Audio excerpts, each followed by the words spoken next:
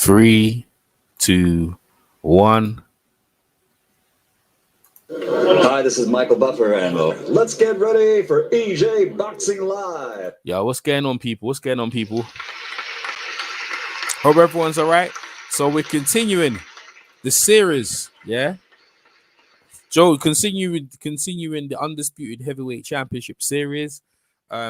So basically,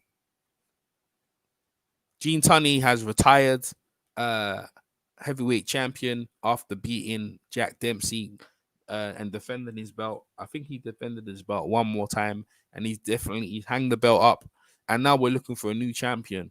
In the interim of the Gene Tunney belt, there was the belt was vacated, and I believe it was I think it was it Jack Tent. I think it was Jack Sharkey versus Jack Sharkey versus Max Schmeling. They fought for the belt, and I think Schmeling must have caught a low blow, and Jack Sharkey hit him low, and the belt got awarded to Max Schmeling. So Max Schmeling was the heavyweight champion, and then in a rematch, and Schmeling got hit low again, but no, everyone ignored it, and Jack Sharkey regained his belt, and then he lost to Primo Carnera, who hold the belt for some time, one of the biggest heavyweight champions since Jeff Willard at the time. And then Primo Carnera lost the belt to what's his name again? Lost his belt to Maxi Bear. The Maxi Bear lost it to James Braddock, and this is where we at in a minute. So Gene Tunney is shaking Joe Lewis's hand, wishing him luck in his quest to become heavyweight champion of the world. The Brown Bombers, the first colored champion to be able to challenge for the heavyweight belt since Jack Johnson. So basically, he's giving him his best wishes and wishing him luck. And Joe Lewis got a lot of good team around him. He has Jack Blackburn. He has Jack Blackburn, who fought Joe Gans back in the days and understands how how to fight. And also with Joe Lewis, they gave him instructions how to conduct himself. Didn't want to upsetting the wrong people during his reign, or if we became heavyweight champions. So yeah, so that was that. I need to draw up the guys, the number one contenders, yeah, at the time when Joe Lewis's reign. Let me just draw that up real quickly. Draw up the number one contenders, because there was some thingy hope, and there was some other really, really tough contenders that Joe Lewis, if he was to get the championship in the face, we bring that up. Let me pause for a minute. Let me get that. Bring that up. I should have actually had it here right now. But Gene Tunney definitely. So he's in retirement. Jack Dempsey and him. The battle of the long count. That's what you remember Gene Tunney for. And at the time when he won the belt, people they didn't like the type of champion. They liked Dempsey because Dempsey brought excitement, knockouts. I mean, Gene Tunney was knocking them out, but to the average man, they didn't really like it. Joe Lewis, on the other hand, brought something different. People were like, was he like Jack Johnson? Wild and gamely, messing with women. And Joe Lewis ain't none of that. Joe Lewis is a clean cut. All he cared about is boxing. You know what I mean? He conducted himself well. He spoke well. Even you could say he's like a modern day Anthony Joshua. If anyone to meet Anthony Joshua, the well spoken, brought up well, pleasant, you know what I mean? And it's this thing about boxing. Boxing in itself, yeah, it helps bring discipline to the people who are disciplined, especially young men. Helps discipline and make them focus their goals and stuff like that. And Joe Lewis, man, coming from initially from Alabama, his parents moved to Detroit, and to make a better life for themselves, they realize, we can put ourselves in a situation and do pretty good. So that's what Joe Lewis is carving out, man. He started knocking guys out, contender after contender after contender, to get his title shot. I'm trying to find the murderer's role, because what people like to say about what the number one contender, because remember the color. Remember we integrated both the belts, all the belts, the colored belt, the Queensberry Marquess belt, the bare knuckle belt, and we all of them integrated to be that champion. You know what I mean? That the heavyweight champion at the time carried some serious gravity weight. You know what I mean? Even the president, yeah, the heavyweight champion was probably more popular than the president at the time. I think the president, not too probably was it Roosevelt or one of them guys there. I'm not too sure if it was that president at the time. So I need to bring up the number one contenders. Actually, let me put it on the screen. I need to bloody get cracking with this. All right, so His Gene Tunney's wished him Joe Louis very well, and hopefully he's gonna do well as champions. These are the number one contenders. Yeah, these are the other ones. Larry Gaines, Obi Walker, and George Godfrey. These are the number one contenders. Yeah. Larry Gaines, his name was the Toronto Terror. Obi Walker, the Bearcat, Obi, and at least was it the Bearcat Obi, and George Godfrey. What's it? Liverpoolville Shadow. So listen, these guys here, these are the number one contender. I need to bring them up, man. Let me get the Murderers Row out here. Get it. So I bring up, so I know the Murderers Row. Bring them up. Bring that up, and then so I can tell you. I should have had that stuff before I started actually, because I had it. But it's called the Black Murderers Row. That's what they were called as. All right, the Black Murderers Row. Where's the bring up the stats on this? And the thing is, I had them all ready to go as well earlier on. Okay, oh yeah, that's what it's called. The Color Championship belt. That's what it's called, isn't it? That's what it's called. Okay, the Color Championship belt. Yeah, that's what it was. That's what I had it, because the Sports League championships frequently mentioned on the web include the college football. I don't know what they're talking about. I don't know what they're talking about. All right, man, I'll bring that up. Let me see if anyone's in the chat, by the way. Yeah, man, this colored.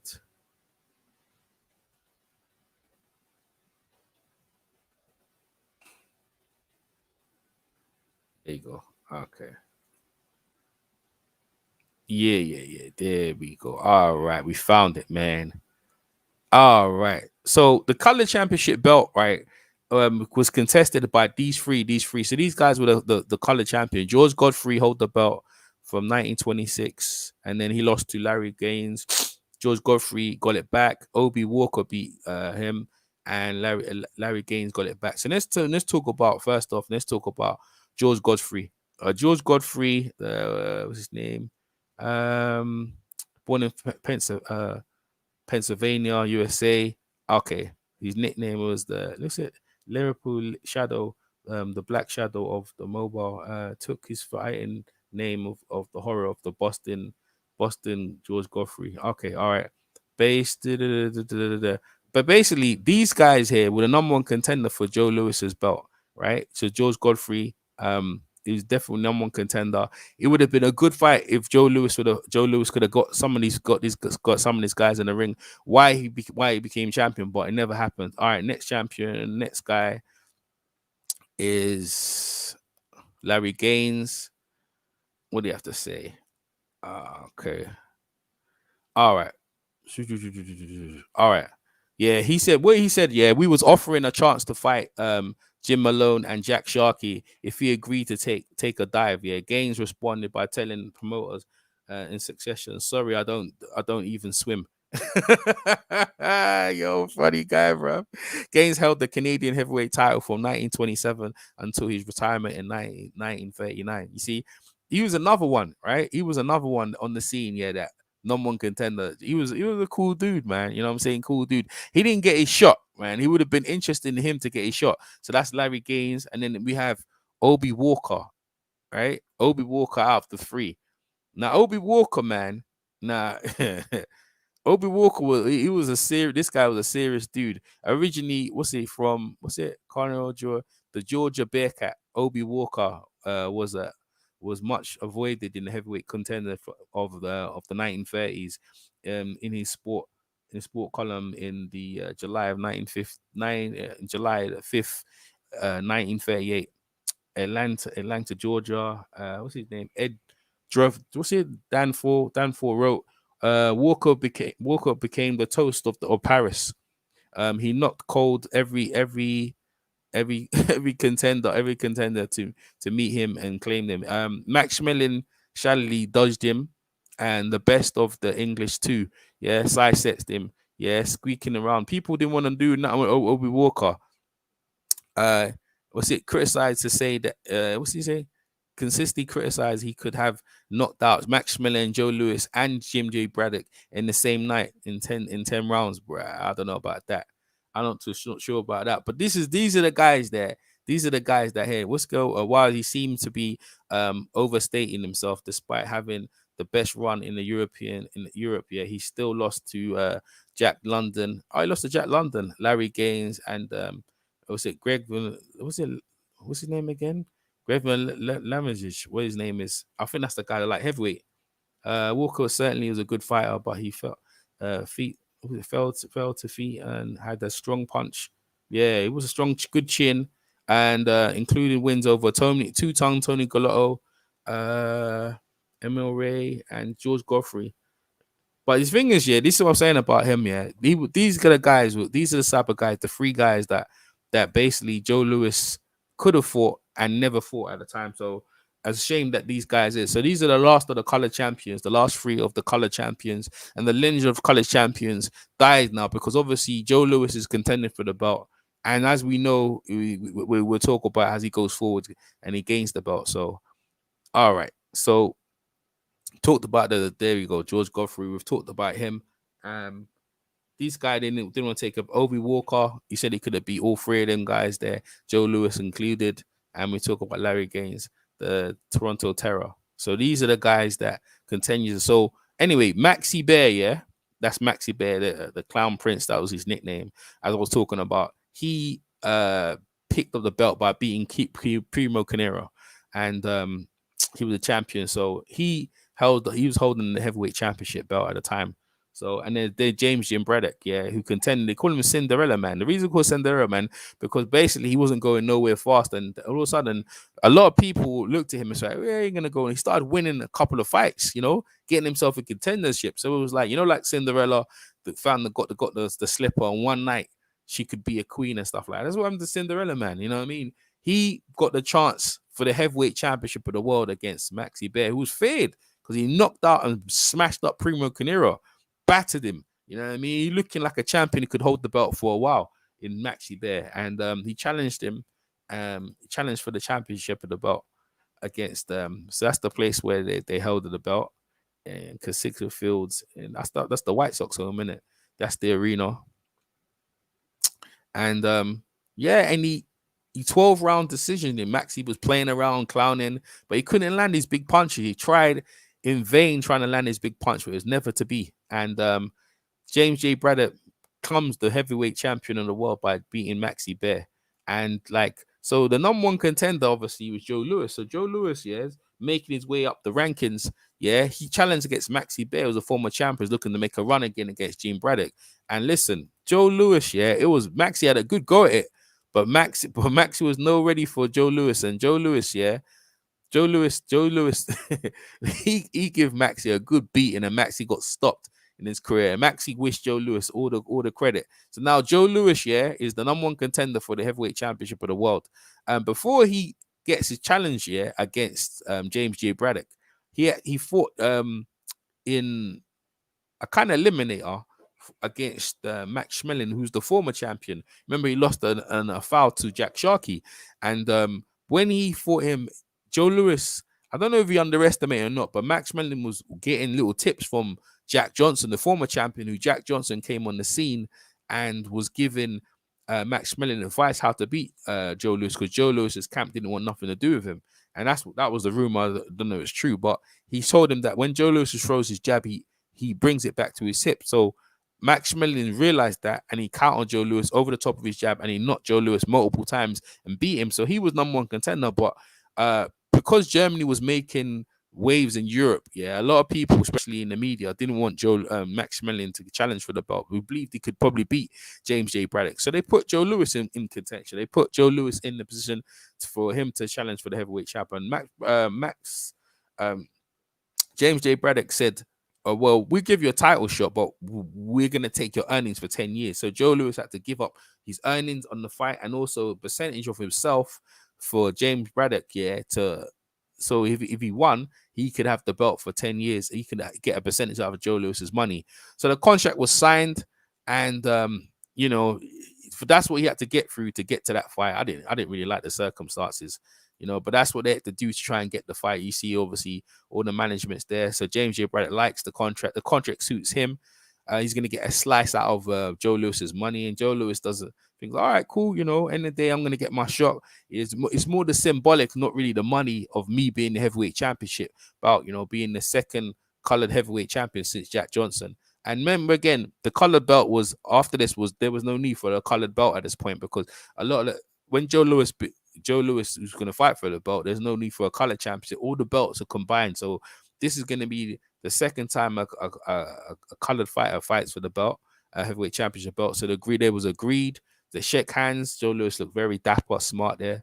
And they're going to fight in, where they going to fight? In Chicago, in Field House. And there is James J. Braddock stretching out. Joe Lewis, they've warmed up. They've got themselves ready for this is the fight of his life, man. And he's warmed up. He's got the Irish shamrock on his shorts, and he's ready to go. And these are the pictures at the weigh-in after they've weighed themselves in, just before they're going to go to fight. And boy, listen, this is a fight for the ages, man. James J. Braddock versus Joe Lewis. And Joe Lewis, yeah, he gets knocked down in the fight, actually. He actually gets knocked down in the fight, but he returns the favor and puts James J. Braddock down hard in the canvas, man.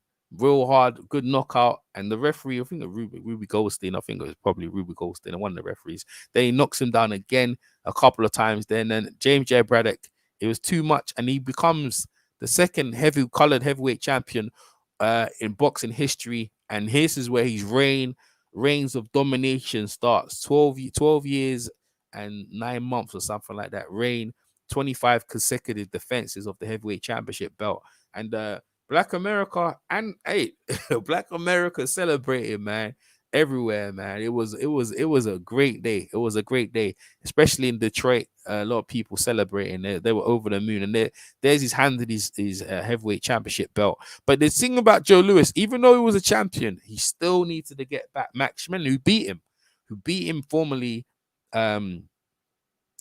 When he was coming up the rankings, and he said, well, I don't really feel like a champion until I fight Max Schmeling and beat him. And Max Schmeling now is in Germany. Hitler are using him as a propaganda tool to say, listen, he beat Joe Lewis, he'll go over there and beat him again. And America, not really America, especially the rest of the world, are looking at Germany as a world power. Germany's looking on conquering most of the world, most of the civilized world. And this is more than just a boxing fight. This is like a fight of two powers between America and obviously Germany. It becomes really thick now. And you see the JL Joe Lewis on his shorts and stuff like that. So Joe Lewis doesn't really consider him a world champion until he gets revenge over Max Schmeling. So the fight, they get ready for the fight of his life, man. There's the World Heavyweight Championship belt that he got from James J. Braddock.